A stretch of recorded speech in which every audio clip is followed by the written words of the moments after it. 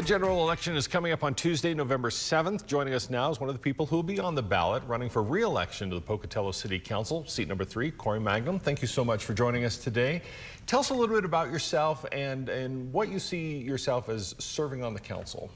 So, I myself, an Idaho guy. I graduated from Butte County High School out in Arco, Idaho. A lot of people are shocked when they hear that, but great town, great community, small town. And here in Pocatello, we have that small town kind of vibe and that community central vibe.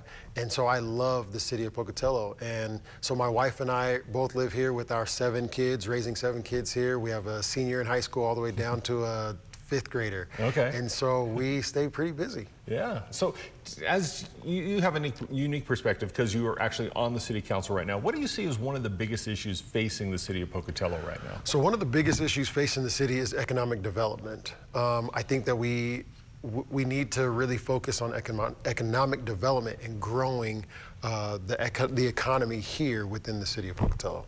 And as sitting on the city council, one of the issues that the city is facing, and this is not just Pocatello, but a lot of healthy communities, is affordable housing.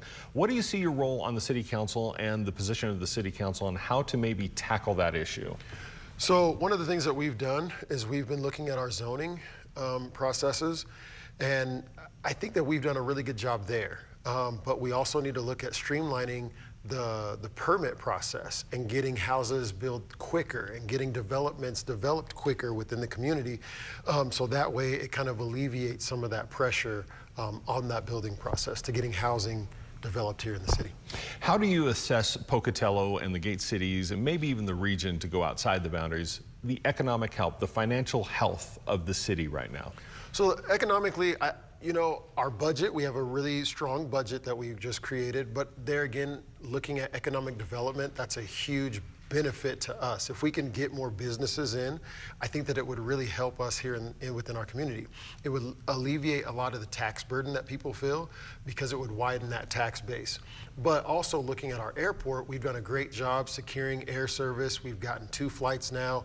Our air service does a great job for us. It brings in over $45 million in earning, and it also brings in about $180 million in revenue.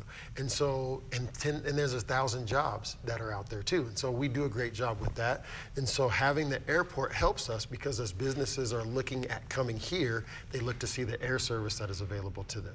And how do you measure or how do you balance economic growth, healthy growth, and rampant growth? Because too little growth or too much growth can be kind of a double-edged sword. That's a great question. So when we're looking at the growth, we have to look at it from a strategic point of view, right? And there's a lot of cities that'll just explode in growth, but they can't keep up with it through their infrastructure, budgeting, and planning.